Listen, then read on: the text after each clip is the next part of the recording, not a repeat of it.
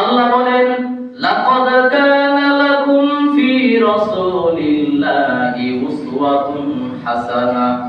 আল্লাহ রাব্বুল আলামিন বান্দাদেরকে বলতেছেন, বান্দা আমি আল্লাহ তোমাদের জন্য নবী মুহাম্মদ সাল্লাল্লাহু আলাইহি সাল্লামের মধ্যে রেখেছি উত্তম আদর্শ।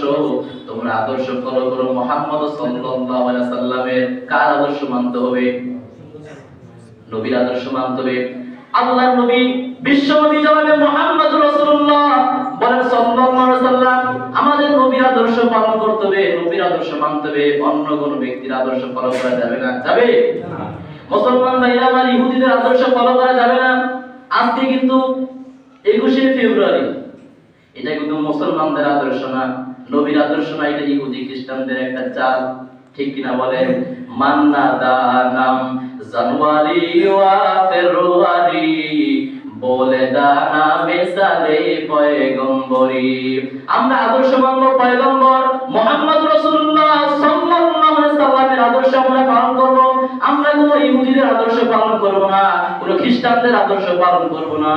আল্লাহ বলেন ইয়া আইয়ুহাল্লাযীনা আমানু লা তাত্তাখিযুল ইয়াহুদা ওয়ান নাসারা।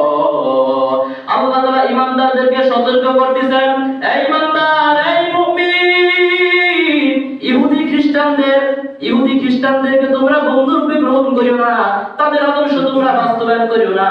যদি তাদেরকে তোমরা বন্ধু হিসেবে মেনে নাও, তোমরা ইহুদি খ্রিস্টান হিসেবে গণ্য হতে পারো। নাউযুবিল্লাহ। তাহলে 21শে ফেব্রুয়ারিটা মুসলমানদের আদর্শ নাকি খ্রিস্টানদের? 21শে ফেব্রুয়ারি আমাদেরকে পালন করা যাবে না। 21শে ফেব্রুয়ারি বলেন, যত ফেব্রুয়ারি বলেন, ভালোবাসা দিবস গেল 14 ফেব্রুয়ারিতে। আমরা তো প্রত্যেকটা ব্যক্তিকে প্রত্যেক সময় ভালোবাসি। ভালোবাসার সময় কি নির্ধারণ করতে হবে নাকি? সেদিন কি ভালোবাসতে হবে? আমার মাকে আমি সারাটা জীবন ভালোবাসি, আমার বাবাকে আমি সারাটা জীবন ভালোবাসি, বাসবো।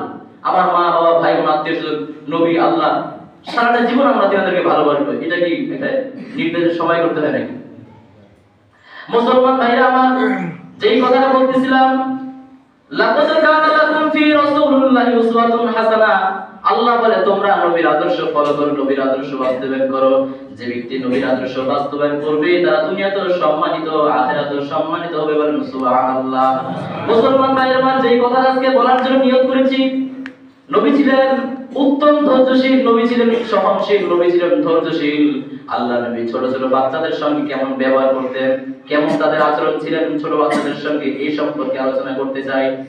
মুসলমান ভাইরা আমার, আল্লাহ নবী ছিলেন অতিও সহনশীল, অতিও ধৈর্যশীল, ক্ষমাশীল। আল্লাহ নবী ছোট ছোট বাচ্চাদেরকে মহব্বত করতেন, আদর করতেন, তিনাদেরকে বুকে জড়ায় নিতেন। ছোট ছোট বাচ্চারা খেলাধুলা করতো, আল্লাহ নবী খেলাধুলা দেখতেন। যখন ছোট ছোট বাচ্চাদের পাশ দিয়ে নবী অতিক্রম করতেন, তো ছোট ছোট বাচ্চাদেরকে সালাম দিতেন, মুসাফা করতেন, তাদেরকে বুকে জড়ায় নিতেন। এটা ছিল নবীর আদর্শ। কার আদর্শ? একটা আওয়াজ দিবেন, তাহলে ঘুমটা ভাঙবে, যারা যারা ঘুমাবে। মুসলমান ভাইরা আমার, আল্লাহ নবী ছোট ছোট বাচ্চাদেরকে আদর করতেন, এই জন্য ছোট ছোট বাচ্চারা নবীর কাছে ভিড় জমাইতো। আল্লাহ নবী কাজে যদি ব্যস্ত থাকতেন, দামি দামি কাজে যদি ব্যস্ত থাকতেন, তো কাজগুলো ত্যাগ করতেন, করে ছোট ছোট বাচ্চাদের কাছে আসতেন, ছোট ছোট বাচ্চাদের কথা শুনতে, তাদেরকে চুমু খাইতেন, তাদেরকে বুকে জড়ায় নিতেন, তাদেরকে মুখে খাওয়াই দিতেন। কখনো কখনো সমস্ত বাচ্চারা নবীর কাছে ভিড় জমতো।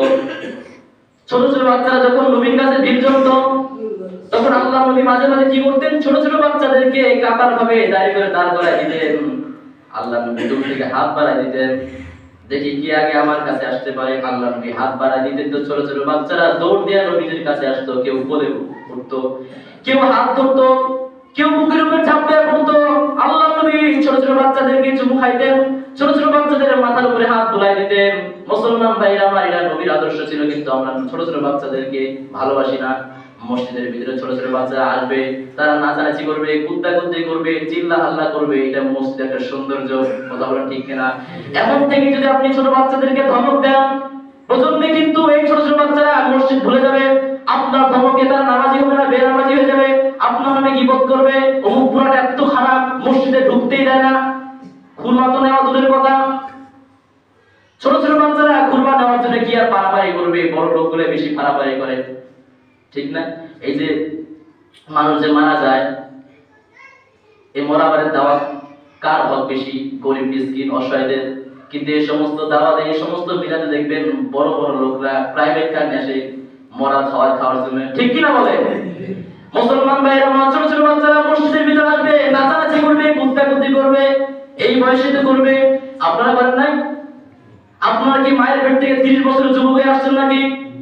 মায়ের পেট থেকে 30 বছরের যুবক হয়ে ডাইরেক্ট মসজিদে আসছেন নাকি? নাকি আপনারা ছোট ছিলেন, ছোটবেলায় আপনারা নাচানাচি কুত্তাকুত্তি চিল্লাচিল্লি করছেন? ছোট ছোট বাচ্চারা চিল্লাচিল্লি করবে, এটাই তাদের স্বভাব, নাকি আপনারা চিল্লাচিল্লি করবেন? আমি যদি বলি 5 মিনিট সময় দিলাম, আপনারা এখন চিল্লাচিল্লি নাচানাচি কুত্তাকুত্তি করবেন? যাদের কাছে দাঁড়িয়ে আছে মুরব্বী, আমি শুধু ওদেরকে বলি আপনাদেরকে আমি সময় দিলাম 2 মিনিট, কিছু একটু নাচানাচি করেন, কুত্তাকুত্তি করেন, ওই আল্লাহ করেন, আপনারা করবেন? কারণ ওই দিন নাই। ছোট ছোট বাচ্চারা চিল্লাচিল্লি করবে, এটাই তাদের স্বভাব। মুসলমান ভাইরা আমার, এজন্য ছোট ছোট বাচ্চাদেরকে ধমক দেওয়া যাবে না।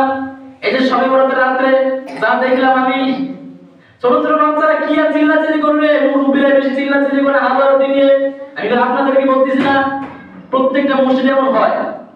2-1টা মসজিদ বাদ দিয়ে, যে মসজিদে শান্তি কায়েম হয়ে গেছে, ইসলাম কায়েম হয়ে গেছে, ওই সমস্ত মসজিদ বাদ দিয়ে সমস্ত মসজিদে এরকম চিল্লাচিল্লি, শরীয়তের কুরবানি নিয়ে মারামারি হয়।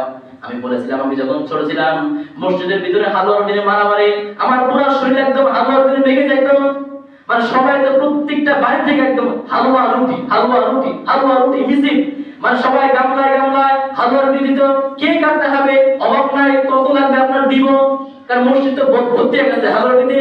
কেউ এতগুলো নেই, কেউ এতগুলো নেই, নিতে যায় সব তো ছেড়ে পড়ে যায়, একদম পাঞ্জাবিতে ভরে যায়। এগুলো ছিল আগে, কিন্তু এখন নাই।